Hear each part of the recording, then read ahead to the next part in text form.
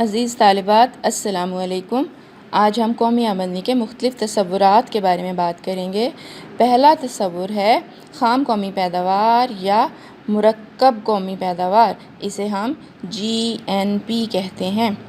اسی سلسلے میں دوسرے تصور کا نام ہے خالص قومی پیداوار یا NNP۔ تیسرا ہے خام ملکی پیداوار یا GDP۔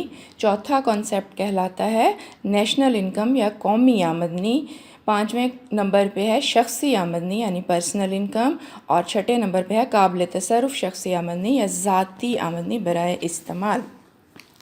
پہلے ٹاپک پہ آتے ہیں خام قومی پیداوار یا مرکب قومی پیداوار GNP۔ جیسے کہ آپ کو بتایا تھا کہ اشیاء و خدمات کا وہ مجموعہ جو کسی ملک کے لوگ ایک سال کے عرصے میں پیدا کرتے ہیں وہ مرکب قومی پیداوار یا خام قومی پیداوار ہوتی ہے۔ یعنی اس میں تمام قسم کی پیداواریں، زرعی پیداواریں، صنعتی پیداواریں، معدنیاتی پیداواریں اور معیشت کے تمام شعبوں سے حاصل ہونے والی پیداواریں شامل ہوتی ہیں۔ نہ صرف پیداواریں بلکہ خدمات انجام دینے والے افراد اور ادارے جو کچھ خدمات انجام دے کے پیدا کرتے ہیں، جیسے کہ ڈاکٹر، وکیل، استاد اور جج وغیرہ کی آمدنی، اور ساتھ ہی ساتھ بیمہ کمپنیوں، جہازراں کمپنیوں وغیرہ سے حاصل ہونے والی آمدنی وغیرہ اس میں شامل ہوتی ہے۔ اس میں یاد یہ رکھنا چاہیے کہ صرف رواں سال کے دوران پیدا کردہ اشیاء و خدمات کی مالیت کا اندازہ لگایا جائے۔ اگر سابقہ سالوں کی اشیاء بچی پڑی ہوں تو انہیں اس میں شمار نہیں کرنا۔ اس میں کچھ اور باتوں کو بھی مد نظر رکھنا ہوتا ہے۔ GDP کو کیلکولیٹ کرتے وقت دوہری گنتی سے بچنے کے لیے دو باتوں کا خیال رکھنا ہوتا ہے۔ یا تو آپ اس شے کی ابتدائی شکل لیں اور باقی بعد میں ہونے والے ویلیو ایڈیشنز کو، یعنی باقی صورتوں میں جو اس کی قدر مالیت میں اضافہ ہوگا وہ ایڈ کرتے چلے جائیں، یا پھر اس شے کی حتمی مالیت لے لیں۔ یہ دوسرا طریقہ ہے۔ حتمی مالیت یا ابتدائی مالیت پلس ویلیو ایڈیشن۔ ذاتی استعمال میں آنے والی اشیاء و خدمات کا شمار اکثر خام قومی پیداوار میں ہونے سے رہ جاتا ہے، اس بات کا بھی خیال رکھیں۔ مثلا کسی کے پاس کار ہے اور وہ اسے بطور ٹیکسی چلاتا ہے تو وہ تو قومی پیداوار کے اضافے میں شامل ہوگی، نظر آئے گا وہ اضافہ، مگر ذاتی استعمال میں آنے والی کار ہو سکتا ہے کہ اعداد و شمار میں جمع ہونے سے رہ جائے۔ اسی طرح سے ذاتی استعمال میں آنے والا مکان اور گھریلو خواتین کی خدمات وغیرہ کا سلسلہ ہے۔ ذخیرہ اندوزی، سمگلنگ یا چور بازاری یا دیگر ناجائز ذرائع سے حاصل ہونے والی آمدنیاں بھی قومی آمدنی میں شامل ہونے سے رہ جاتی ہیں۔ کل قومی پیداوار کا تقریباً 10% ایسا ہی ہوتا ہے جو کہ قومی پیداوار میں شامل ہونے سے رہ جاتا ہے انہی ایکٹیویٹیز کی وجہ سے۔ بیرون ملک میں آمدنیاں جو حاصل ہوتی ہیں ان کو بھی ہم خام قومی پیداوار میں شامل کرتے ہیں۔ یعنی جو ہمارے سرمایہ کار بیرون ملک سے منافع جات کما کے لاتے ہیں یا ہمیں بیرون ممالک سے غیر ملکی ترسیلات ہمارے افرادی قوت کے ہاتھوں وصول ہوتی ہیں، وہ سب خام قومی پیداوار کا حصہ بنتی ہیں۔ اس کے برعکس کسی اور ملک کی اگر کوئی سرمایہ کاری کی کمپنی ہمارے ملک میں سرمایہ کاری کرتی ہے تو اس کے منافع جات ہماری قومی پیداوار میں شامل نہیں ہوں گے۔ اگر ہم اخراجات کے حساب سے GDP کا حساب لگانا چاہیں تو اس کا طریقہ کار کچھ یوں ہے کہ اس میں ہم خرچ دو طرح کا ہوتا ہے، نجی صرفی خرچ اور سرکاری صرفی خرچ۔ نجی خرچ ہم عام لوگ اپنی ضروریات پہ خرچ کرتے ہیں، اور سرکاری خرچ حکومت اپنی ملازمین کی تنخواہ، الاؤنسز وغیرہ پہ جو خرچ کرتی ہے۔ اور سرکاری سرمایہ کاری اور نجی سرمایہ کاری، نجی سرمایہ کاری عام افراد اپنی بچتوں سے کرتے ہیں، اور سرکاری سرمایہ کاری حکومت نئے کارخانے وغیرہ قائم کر کے یا ترقیاتی منصوبوں وغیرہ پر انویسٹمنٹ کر کے کرتی ہے۔ ہم نے نجی صرفی خرچ اور سرکاری صرفی خرچ کو جمع کیا، ہم نے نجی سرمایہ کاری اور سرکاری سرمایہ کاری کو جمع کیا، اور ساتھ ہی ساتھ ہم اس میں غیر ملکی سرمایہ کاری کو بھی جمع کریں گے، یعنی صرف والے میتھڈ میں۔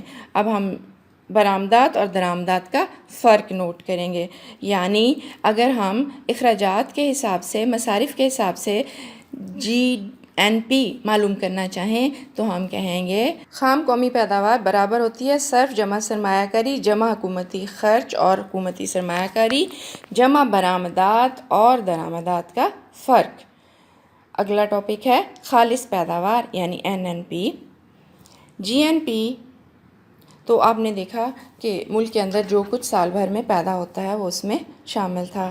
خام قومی پیداوار یعنی GNP میں سے اگر آپ ڈیپریسیشن الاؤنس یعنی شکست و ریخت کے اخراجات مائنس کر دیں تو آپ کو خالص قومی پیداوار یعنی NNP حاصل ہو جاتی ہے۔ تو خالص قومی پیداوار کا فارمولہ ہوا خالص قومی پیداوار برابر ہے خام قومی پیداوار منفی فرسودگی کے اخراجات۔ فرسودگی کے اخراجات یعنی توڑ پھوڑ اور شکست و ریخت کے اخراجات۔ مثلاً کوئی ایک کاشتکار ایک ٹریکٹر خریدتا ہے جس کی گارنٹی 20 سال ہے اور 3 لاکھ روپے مالیت ہے۔ اگر وہ کاشتکار 20 سال تک ہر سال 15,000 روپے ڈیپریسیشن کی مد میں جمع کرتا رہے گا تو بالآخر 20 سال بعد جب وہ ٹریکٹر ناکارہ ہوگا تو اس کے پاس 3 لاکھ روپے جمع ہو گئے ہوں گے تاکہ وہ نیا ٹریکٹر خرید سکے اور پیداوار کا عمل جاری رہ سکے۔ یعنی شکست و ریخت کے اخراجات کی اہمیت بہت زیادہ ہے کیونکہ اسی کی وجہ سے سرمایہ اصل حالت میں موجود رہتا ہے۔ خام ملکی پیداوار اس سے مراد کسی ملک کے صرف اندرونی ذرائع سے حاصل ہونے والی اشیاء و خدمات کی وہ مقدار لی جاتی ہے جو ایک سال کے عرصے میں پیدا کی گئی ہو۔ خام ملکی پیداوار کو ہم GDP یا گراس ڈومیسٹک پروڈکٹ بھی کہتے ہیں۔ مختلف شعبوں سے پیداوار حاصل کرنے کے لیے ہمیں مداخل لگانے پڑتے ہیں یعنی زمین محنت سرمایہ اور تنظیم کی شکل میں، اور اس کے نتیجے میں ہمیں مخارج یعنی لگان اجرت سود اور منافع کی شکل میں کچھ حاصل ہوتا ہے۔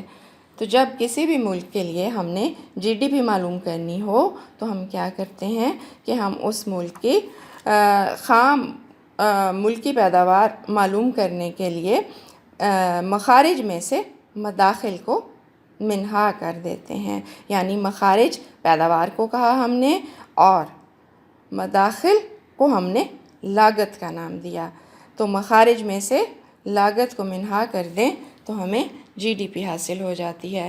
ایک اور اس کے لیے طریقہ کار ہے کہ اگر آپ خام ملکی پیداوار کو مد نظر رکھ رہے ہیں تو اس میں قابل ذکر بات یہ ہے کہ صرف اور صرف اندرونی ذرائع سے حاصل ہونے والی پیداواریں اس میں شامل ہوتی ہیں، بیرونی ذرائع سے حاصل کردہ پیداواریں اس میں شامل نہیں ہوتی ہیں۔ تو ہم یہ کہہ سکتے ہیں کہ خام ملکی پیداوار برابر ہوتی ہے خام قومی پیداوار منفی بیرونی ذرائع سے حاصل کردہ آمدنی۔ خام ملکی پیداوار میں سے اگر بالواسطہ ٹیکس نکال دیے جائیں اور اس میں اعانے جمع کر دیے جائیں تو ہم بازاری قیمت کے لحاظ سے ملکی پیداوار معلوم کر سکتے ہیں۔ تو اس کا فارمولہ کچھ یوں ہوگا خام ملکی پیداوار برابر ہے بازاری قیمت کے پیش نظر ملکی پیداوار منفی بالواسطہ ٹیکس جمع اعانے۔ ہم اس کو ایک اور مثال کے ذریعے سے بھی ثابت کر سکتے ہیں۔ مثلاً پاکستان کی GNP 2500 بلین روپے ہے اور اس میں ہمیں غیر ملکی ترسیلات 500 بلین روپے حاصل ہوئیں، یعنی پاکستان سے باہر انہوں نے 500 بلین روپے بھیجے۔ تو اس طرح سے خام ملکی پیداوار یعنی GDP کیا رہے گی؟ وہ 2000 بلین روپے رہے گی۔ آج